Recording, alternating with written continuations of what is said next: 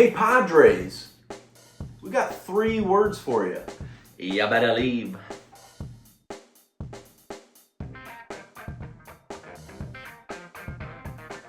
Hey guys, welcome to the newest edition of Lad Talk. Mason, we saw one of the most entertaining postseason series that I can remember. Yep. Other than the series against Houston, obviously against that cheating team, which we should have won. But that was a very good series. Very good. 2017 World Series was very good. This one was also very good. There was it had everything. You had the trash talking. Yes. You had great pitching at times. Yes. You had some big home runs at times. Big home runs. You had trash being thrown on the field by fans. Lots of drama. Yeah, a lot of stuff happening. But you know what? The Dodgers won when it mattered. They as in the Padres kicked our butt the entire season, and we won when it mattered. That's right. We won when it mattered. Let's talk about it. The first game, Mason, it looked like it was going to be deja vu all over again. Yep. Manny hitting that 2-run home run. Padres up 3-0 in the first. It was looking really bad, but you know what? This Dodgers team, you can't count them out, and they bounced right back. They did. Shohei Ohtani, his first taste of the postseason, and what does he do? He hits a home run. In his second at bat, yelling at all. You never see that. So it's good to see that side of it. You know what? He's waited, they said over I don't know how many thousands of games that he ended up playing, but it was way too many before he got to play in his first postseason series, and it was a memorable one. Good to see. And the Padres answer right back, go up 5-3, and here comes the Dodgers at just an inning later, bottom of the fourth. They had 3 runs. Teoscar Hernandez putting them on top, and they wouldn't look back. That guy, if they gave it out, would have won the MVP of the World Series. No, of this series, because he had the most hits, the most RBIs, and I think the most home runs. And let's talk about clutch. Teo is absolutely clutch. He came through every time you needed him to come through. If they don't sign this guy for the next 3 to 4 years minimum, I'm going to be really upset. Even if we win the World Series, you have to sign him because of what he did in this series alone. Plus, he's going to give you 30 home runs a year. So the Dodgers setting the tone. Sorry. You're absolutely correct, and I'm not mad at you one iota. Funny. The Dodgers setting the tone early, winning the first game, and it was the bullpen. We've given some grief to the bullpen this year, but they deserve every bit of credit that is coming their way this series. They were outstanding, picking up Yamamoto, not allowing a single run, just 2 hits after Yamamoto was lifted in the third. I mean, I coming into the year, they had the best bullpen, and they didn't really do much. And then by the time July rolls around, and they had the worst ERA of all 30 teams, we were down and out. Why didn't they do this? Why didn't they do that? And then they just show up the last month. And now, in the postseason, they're just the best bullpen. Let's talk about fireworks. Game 2 had plenty of them. Not in a good way. Not in a good way. No. A bad look for the Dodger fans. The Padres getting out ahead early. Tatis had a home run. He was yelling. He was screaming. He was flipping his bat, doing his whole thing. He jumping around third.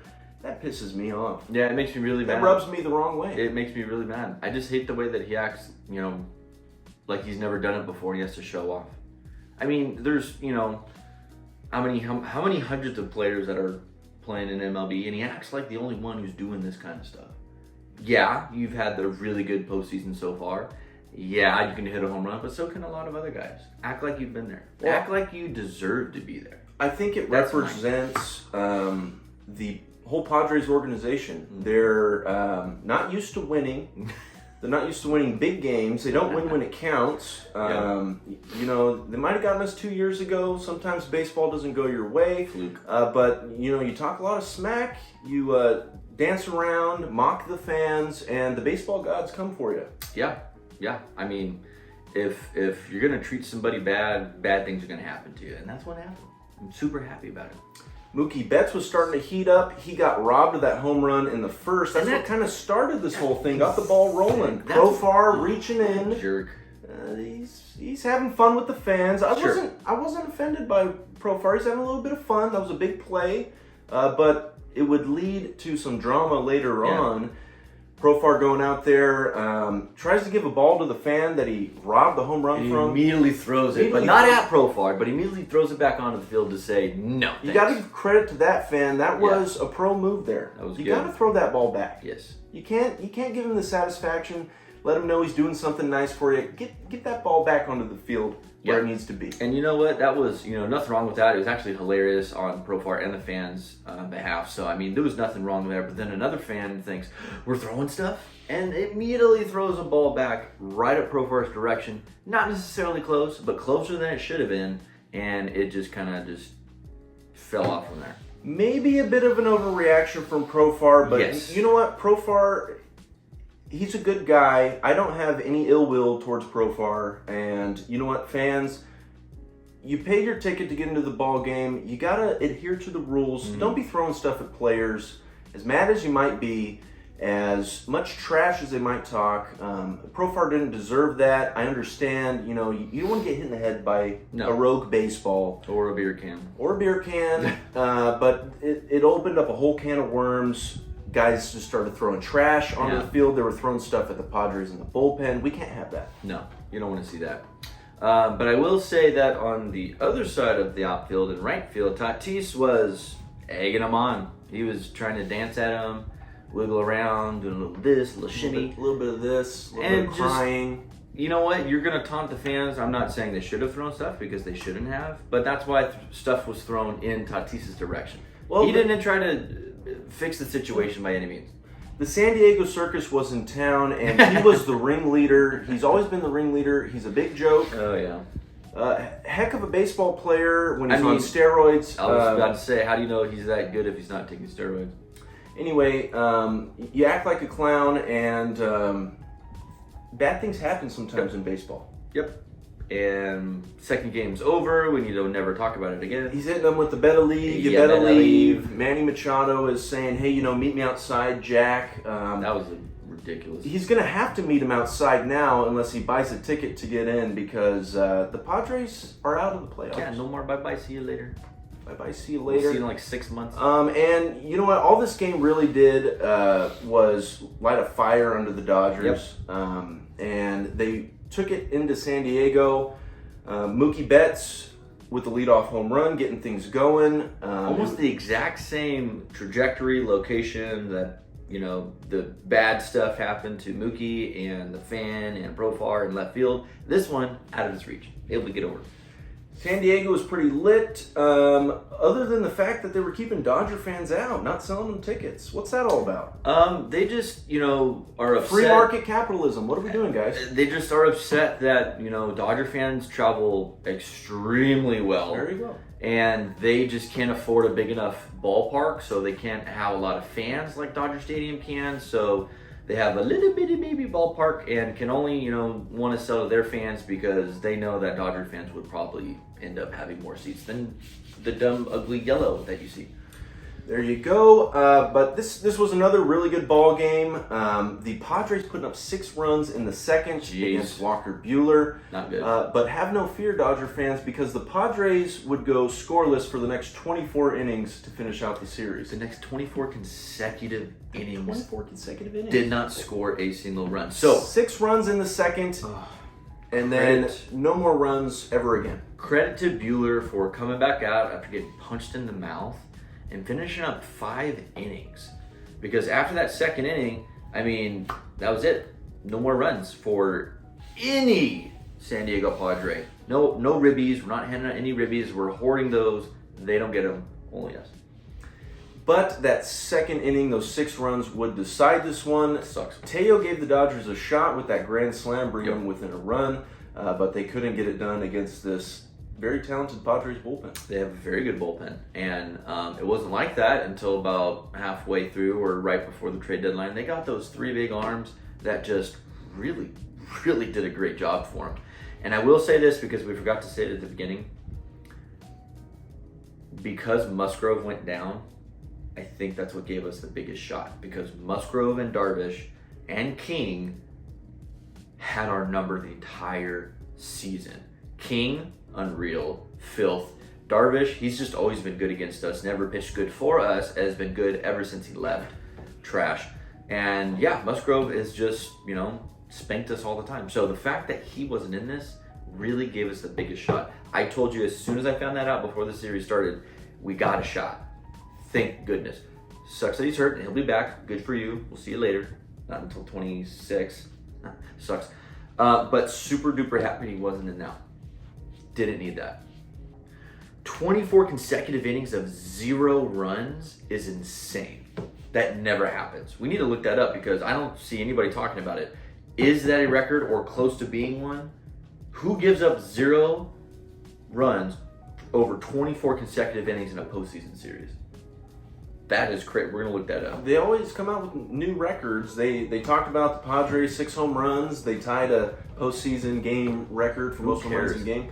You lost the series. Who cares? There's got to be something about 24 consecutive scoreless innings. There has to be. By a pitching staff. Especially against, quote unquote, everybody keeps saying the best second half team in baseball this year. So, sucks to suck. Everybody fell off. Manny couldn't do it. Tatis was your best hitter, and he just swung and missed at everything. Popped it up. Yeah, super happy. Padres can score runs. Can't say the same for the Dodgers. They put up 8 runs in Game 4. Mookie with a home run. Will Smith getting his first and only hit of the postseason thus far with a home run. Huge home run. Gavin Lux quietly putting together a very nice series. Yes. He hit a home run in this one. Great. Dodgers scoring 8 runs. The most runs they've scored in a shutout in the postseason history. Yeah. There's a record for you. There's a record for something. There's a record for everything nowadays. Yep, there really is. Who keeps track of this stuff? No idea. Not me. What's interesting? No, I don't know. What's interesting that nobody has really talked about is when you added up the last 3 games, the Dodgers outscored the Padres. Let's see, 5, 8, 2. So that's 10, 15. We outscored them 15-6. It reminds me of last year. They had the crying Kershaw on the board, and then just totally tanked the rest of the season. Didn't even make the playoffs, and then showboat, man. They're showboating. They're jumping around. Manny's talking all his crap after the game, during the game, talking about meet me outside. You better leave. This and that from Fernando, and if you don't back it up, you look pretty silly. You look pretty stupid, and that's the situation the Padres find themselves in constantly. Today and constantly. I mean, after 2022 happened, you know what? Great, you beat us, and then you lost. And then you tank last year in 2023, and then you're supposedly the best team. You had a really good run there in the second half, and then you just can't finish it off. Your lineup literally disappeared after Game 3. After the second inning of Game 3. Disappeared. Might as well have just forfeited. Let's go to Game 5. One of the most exciting and important games in recent memory as a Dodger fan. It was do or die. Yep. The Padres were talking crap. We would have never lived it down if the Padres won this series. Yep. But the Dodgers did what they had to do. Yamamoto bounced back in a big way. He was absolutely shoving. Huge. I think it's not out of line to say that Doc Roberts should have left him in. Mm-hmm. He was cruising. We were getting ready to take Roberts out to the wood chipper. What are you doing going to the pen there? I guess the matchup. It was matchups. The problem is they're obsessed. I get that. You don't want to face the lineup, for a third time supposedly, but he had like 62 pitches through 5 innings. Like that's crazy. I guess statistically, he's never pitched past the 6th since coming back. I get it. His arm isn't, ramped up and ready for the MLB side of things. But you know what? We can't say enough because he did what he had to do. He relied on the bullpen, which has been phenomenal, so you can't say much. The matchup was you had your 9-hole hitter, then the Padres had their 1 and 2 big hitters coming up. So, of course, they thought, we got to do matchups and get them out. It worked. But when, in that moment, we were looking at each other going, if he picks him out, if somebody else comes in, we were just going to say, hey, he needs to be, kicked out. Kick him out now. I don't care the game's not over yet. Kick him out now. But it worked. It did work. Phillips was outstanding. How many runs did he give up? None. Vesia came in. Did he give up any runs? Nil. then it was Kopech. How many runs did Kopech give up? A big fat 0. And finally, Trinan for the save. How many runs did he give up? A big fat 0, shut it out, closed out the game. Phenomenal stuff from him. He has been the best. See, he's completely healthy the last 2-3 weeks of the season, and he has just been unstoppable in the postseason. It's crazy. He's got those dead eyes. Yeah. He's only focused on the catcher, on the glove. Glazed over look. He's going to strike you out. And on the offensive side, it was Kike, the heart of this team. Yeah, he's so glad he's back, man. And they even said, Doc said in the post-game interview, the front office and we talked about what it means to sign him. They signed him for October. They signed him for this moment. He just shows up. If our back's against the wall, he shows up, puts up a long ball, and not just that, but he is great on the defensive side. Is he perfect? No, but is he valuable anywhere you put him? 100%. Plus defense anywhere you put him. Absolutely. Kike doing Kike things, and Teoscar doing his thing, hitting a home run in this one. That was magical. It's all the Dodgers needed. 2 solo shots. Yes. Darvish was shoving, but he made 2 mistakes, and that's all it would take. Dodgers winning this ball game. That's what you got to do, though. Winning ball club will hurt mistakes, and that's what they weren't doing the first game, sure, but I mean, realistically, the first, second, the third game, other than Teo's home run, they were not hitting mistakes. There were mistakes. There were mistakes thrown almost, every other batter, and they were fouling it off. They were missing. They weren't squaring it up. The last 2.5 games, 2 games, and then the second half of game 3, they did what they needed to do and pounce on mistakes. That's what you got to do. That's what you got to do. That's what they did. Padres, bye-bye. You better leave. You're done. Have fun watching the Dodgers go up against the Mets. How about Japan? Yeah. Churning out elite pitchers. This postseason is a great representation of the level of skill and dedication that Japan has for the game of baseball. You gotta love it. Yeah, I really do. The fact that I feel like even 10 years ago, you weren't really talking about the elite pitching side especially, but the elite players coming out of Japan, one here, sprinkled there, a couple there, but now it feels like since then, for the last 10 years up to now, almost every year, there's going to be a big signing from somewhere overseas. So how will the rotation shape out? We're not quite sure. I think we're going to have to flip a coin.